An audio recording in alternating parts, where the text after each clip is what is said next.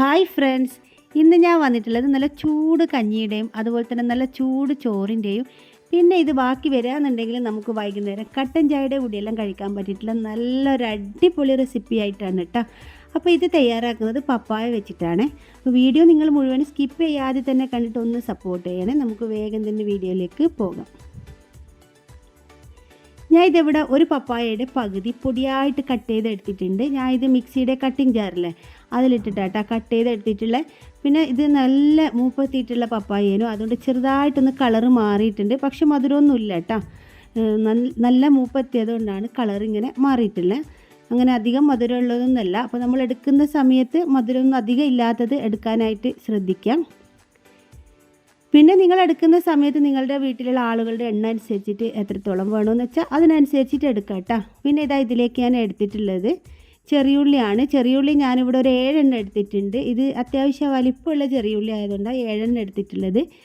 ചെറുതാണെന്നുണ്ടെങ്കിൽ ഒരു 10-11 എണ്ണം എടുക്കാം കേട്ടോ. ചെറിയുള്ളിയാണ് ഇതിനൊരു എന്താ പറയുക, ഇതിൻ്റെ ആ ഒരു ടേസ്റ്റ് കൂടുതൽ കിട്ടുന്നത് ചെറിയുള്ളി കുറച്ച് അധികം കൂട്ടുമ്പോഴാണ്. പിന്നെ ഇതിലേക്ക് ഒരു 5 വെളുത്തുള്ളി എടുത്തിട്ടുണ്ട്, 5 അല്ലി വെളുത്തുള്ളി. പിന്നെ കറിവേപ്പ്. പിന്നെ എരിവിന് ആവശ്യത്തിനുള്ള വറ്റൽ മുളകാണ് എടുത്തിട്ടുള്ളത്. ഇത് 2 കാശ്മീരി മുളകും എടുത്തിട്ടുണ്ട്. ഒട്ടും എരിവില്ലാത്ത മുളകാണ് കേട്ടോ, 2 എണ്ണം. പിന്നെ അത്യാവശ്യം എരിവുള്ള നല്ല സാദാ മുളകിൽ അത് ഒരെണ്ണം എടുത്തിട്ടുണ്ട്. ഇത് മാത്രമേ ഞാൻ എരിവിന് വേണ്ടി ചേർത്ത് കൊടുക്കുന്നുള്ളൂ. ഇനിയിപ്പോൾ നിങ്ങൾക്ക് നല്ല എരിവ് വേണമെന്നുണ്ടെങ്കിൽ 3 വറ്റൽ മുളകും സാദാ എരിവുള്ള മുളക് തന്നെ എടുത്താലും മതിയേ. കാശ്മീരി മുളക് എടുക്കണ്ട. പിന്നെ ഞാൻ പച്ചമുളകൊന്നും ഇതിൽ ചേർത്ത് കൊടുക്കുന്നില്ല. നിങ്ങൾക്ക് വേണമെന്നുണ്ടെങ്കിൽ പച്ചമുളക് ചേർത്ത് കൊടുക്കാം. പിന്നെ കറിവേപ്പ് നമുക്ക് നമ്മുടെ കയ്യിലുള്ളതനുസരിച്ചിട്ട് നമുക്ക് ചേർത്ത് കൊടുക്കാം.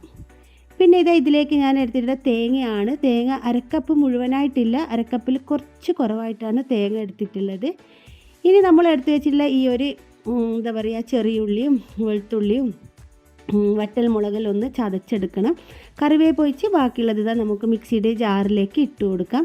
അപ്പോൾ ഈ ഒരു സമയത്ത് നിങ്ങൾക്ക് വേണമെന്നുണ്ടെങ്കിൽ ഒരു പച്ചമുളക് ചേർത്ത് കൊടുക്കാം കേട്ടോ. എനിക്കിവിടെ ഒരുപാട് എരിവ് വേണ്ട.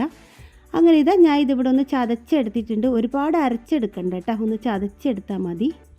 ഇനി നമുക്കിത് തയ്യാറാക്കി എടുക്കാം. ഞാൻ ഇതിവിടെ ഒരു പാത്രം സ്റ്റൗവിലേക്ക് വെച്ച് ചൂടായി വരുമ്പോൾ ഇതിലേക്കൊരു 2 ടീസ്പൂൺ വെളിച്ചെണ്ണ ഒഴിച്ചു കൊടുത്തു. വെളിച്ചെണ്ണ നന്നായിട്ട് ചൂടായി വരുമ്പോൾ നമുക്കിതിലേക്ക് ഒരു 1/2 ടീസ്പൂൺ കടുക് ഇട്ട് കൊടുക്കാം. അപ്പോൾ എനിക്ക് കടുക് കുറച്ചേ വേണ്ടുള്ളൂ കേട്ടോ. ഞാൻ ഏത് കറിക്കായാലും എന്തിനായാലും കടുക് ഇങ്ങനെ ഒരു 1/2 ടീസ്പൂണേ ഇട്ട് കൊടുക്കുള്ളൂ. കടുക് കൂടുതലായി കഴിഞ്ഞാൽ ഭയങ്കര എന്താ പറയുക, ഒരു വയറ് പുകച്ചലായിരിക്കും കേട്ടോ. അതുകൊണ്ടാണ് ഞാൻ കടുക് കുറച്ചിട്ട് കൊടുക്കുന്നത്. അങ്ങനെ കടുകൊന്ന് പൊട്ടി വന്നതിന് ശേഷം ഇതിലേക്ക് നമ്മൾ ചതച്ചെടുത്ത് വെച്ച ആ ഒരു ചെറിയുള്ളിയും വെളുത്തുള്ളിയും വറ്റൽമുളകും കൂടി ചേർത്ത് കൊടുത്തിട്ടുണ്ട്. ഒപ്പം തന്നെ ഞാൻ 2 തണ്ട് കറിവേപ്പ് കൂടി ചേർത്ത് കൊടുത്തിട്ടുണ്ട്. ഇനി ഇത് ലോ ഫ്ലെയിമിലിട്ട് നല്ലതുപോലെ തന്നെ നമുക്കൊന്ന് വഴറ്റി കൊടുക്കാം. അപ്പോൾ കറിവേപ്പ് നിങ്ങളുടെ കയ്യിലുണ്ടെന്നുണ്ടെങ്കിൽ കുറച്ചധികം കറിവേപ്പ് ചേർത്ത് കൊടുക്കാം കേട്ടോ. നമ്മളിതുപോലെ നാടൻ വിഭവങ്ങളെല്ലാം തയ്യാറാക്കുന്ന സമയത്ത് കറിവേപ്പെല്ലാം കുറച്ചധികം ചേർത്ത് കൊടുക്കുമ്പോൾ ഒരു പ്രത്യേക ടേസ്റ്റ് അല്ലേ. പക്ഷെ എൻ്റെ കയ്യിൽ ഇപ്പോൾ എന്താ പറയുക, നല്ല ചൂട് സമയമല്ലേ, ഞാനിവിടെ പ്ലാസ്റ്റിക് പോട്ടില്ല കേട്ടോ കറിവേപ്പ് വെച്ച് കൊടുത്തിട്ടില്ല. അതുകൊണ്ട് തന്നെ ഇലകളെല്ലാം മൊത്തം കൊഴിഞ്ഞു പോയിട്ടുണ്ട്. ഇനി അതുകൊണ്ട് ഈ ഒരു ചൂടിന് അങ്ങനെ ഒരുപാട് കറിവേപ്പ് പറിച്ചെടുക്കാൻ പറ്റില്ല കേട്ടോ. അതുകൊണ്ടാണ് ഞാൻ കുറച്ചായിട്ട് പറിച്ചെടുക്കലാണ്. അങ്ങനെ നമ്മുടെ എന്താ പറയുക, ചെറിയുള്ളിയും വെളുത്തുള്ളിയും വറ്റൽ മുളകെല്ലാം നന്നായിട്ട് മൂപ്പിച്ചെടുത്തിട്ടുണ്ട്. പിന്നെ ഞാനിത് എടുത്ത് വെച്ചുള്ള തേങ്ങ ഇതിലേക്ക് ചേർത്ത് കൊടുത്തിട്ടുണ്ട്. അങ്ങനെ തേങ്ങയും കൂടി ഒന്ന് ചെറുതായിട്ടൊന്ന് വഴറ്റി കൊടുക്കുക. ആ ഒരു പച്ചച്ചൊവയൊന്ന് മാറിക്കിട്ടട്ടെ. അപ്പോൾ എൻ്റെ വീഡിയോ നിങ്ങൾ ഇതുവരെ സബ്സ്ക്രൈബ് ചെയ്യാതെയാണ് കണ്ടിട്ടുണ്ടെങ്കിൽ ഒന്ന് സബ്സ്ക്രൈബ് ചെയ്ത് സപ്പോർട്ട് ചെയ്യണേ. അതുപോലെ തൊട്ടടുത്ത് കാണുന്ന ഒരു ബെല്ലൈക്കൺ ഒന്ന് പ്രസ് ചെയ്യാനും മറക്കരുത് കേട്ടോ. അങ്ങനെ തേങ്ങ വഴറ്റിയെടുത്തതിന് ശേഷം ഞാനിതിലേക്കൊരു 1/4 ടീസ്പൂൺ മഞ്ഞൾപ്പൊടി ചേർത്ത് കൊടുത്തിട്ടുണ്ട്. മഞ്ഞൾപ്പൊടിയുടെ ആ ഒരു പച്ചക്കുത്തൊന്ന് മാറി വരുന്നത് വരെ നമുക്ക് ചെറുതായിട്ടൊന്ന് വഴറ്റി കൊടുക്കാം. പിന്നെ ഞാൻ ഇതിലേക്ക് അരിഞ്ഞെടുത്ത് വെച്ചിട്ടുള്ള നമ്മുടെ പപ്പായ ചേർത്ത് കൊടുക്കുന്നുണ്ട്. പപ്പായ ചേർത്ത് കൊടുത്ത് ഇതിലേക്ക് ആവശ്യത്തിനുള്ള ഉപ്പ് കൂടി നമുക്ക് ചേർത്ത് കൊടുക്കാം. എന്നിട്ട് ഇത് നല്ലതുപോലെ തന്നെ ഒന്ന് മിക്സ് ചെയ്തെടുക്കാം. ലോ ഫ്ലെയിമിൽ ഇട്ടിട്ട് നന്നായിട്ട് നമുക്കിത് മിക്സ് ചെയ്തെടുക്കാം. അങ്ങനെ ഞാൻ ഇതിവിടെ നല്ലതുപോലെ തന്നെ മിക്സ് ചെയ്ത് കൊടുത്തിട്ടുണ്ട്. ഇനി നമുക്കിതിലേക്ക് ഒരു 2 ടേബിൾ സ്പൂൺ വെള്ളം ഒഴിച്ച് കൊടുക്കണം. നിങ്ങൾക്ക് അടിയിൽ പിടിക്കില്ല എന്ന് ഉറപ്പുണ്ടെങ്കിൽ വെള്ളം ഒഴിച്ച് കൊടുക്കേണ്ട ആവശ്യമില്ല. പക്ഷേ ഞാനൊരു 2 ടേബിൾ സ്പൂണോളം വെള്ളം ഒഴിച്ച് കൊടുത്തിട്ട് ഒന്ന് മിക്സ് ചെയ്ത് കൊടുക്കുന്നുണ്ട് കേട്ടോ. ചില പപ്പായ വേവ് കുറവായിരിക്കും, ചിലത് നല്ല വേവ് ഉണ്ടാവും. ഇതിന് അധികം വേവില്ലാത്ത പപ്പായാണ്. എൻ്റെ കയ്യിൽ തന്നെ നല്ല വേവുള്ള പപ്പായയും ഉണ്ട് കേട്ടോ. അങ്ങനത്തെ ഞാൻ ഇതിവിടെ നല്ലതുപോലെ വെള്ളമെല്ലാം ചേർത്ത് കൊടുത്തൊന്ന് മിക്സ് ചെയ്ത് കൊടുത്തു. അപ്പോൾ ഉപ്പ് കുറവേനു, അങ്ങനെ ഞാൻ കുറച്ച് ഉപ്പ് കൂടി ഇതിലേക്ക് ഇട്ട് കൊടുത്തിട്ടുണ്ട്.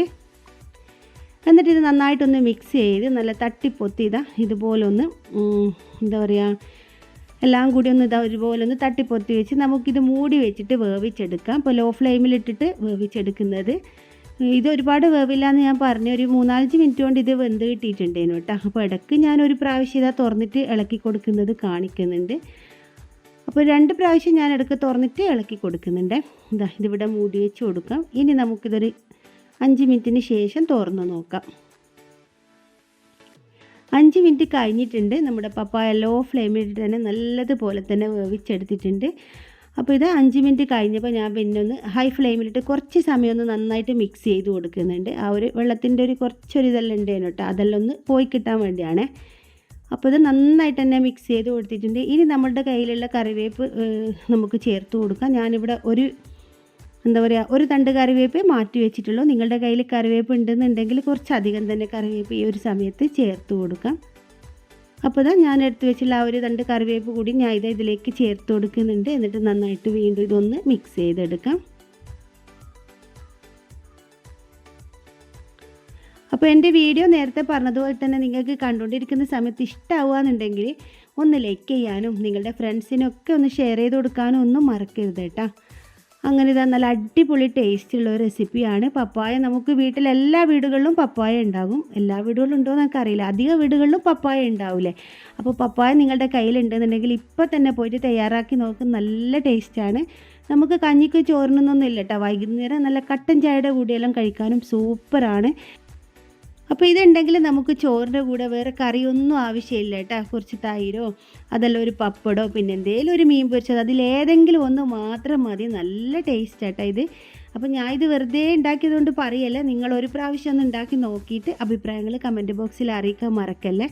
അപ്പോൾ വീഡിയോ നിങ്ങൾക്ക് എല്ലാവർക്കും ഇഷ്ടമായിട്ടുണ്ടാവുമെന്ന് വിചാരിക്കുന്നു. ഇഷ്ടപ്പെട്ടിട്ടുണ്ടെങ്കിൽ ലൈക്ക് ചെയ്യാനും ഷെയർ ചെയ്യാനും എന്താ പറയുക സബ്സ്ക്രൈബ് ചെയ്യാനും ഒന്നും മറക്കരുത് കേട്ടോ. നിങ്ങളുടെ കുക്കിംഗ് ഇഷ്ടപ്പെടുന്ന എല്ലാ ഫ്രണ്ട്സിനും ഫാമിലി ഗ്രൂപ്പുകളിലൊക്കെ ഒന്ന് ഷെയർ ചെയ്തോട്ട് സപ്പോർട്ട് ചെയ്യണേ.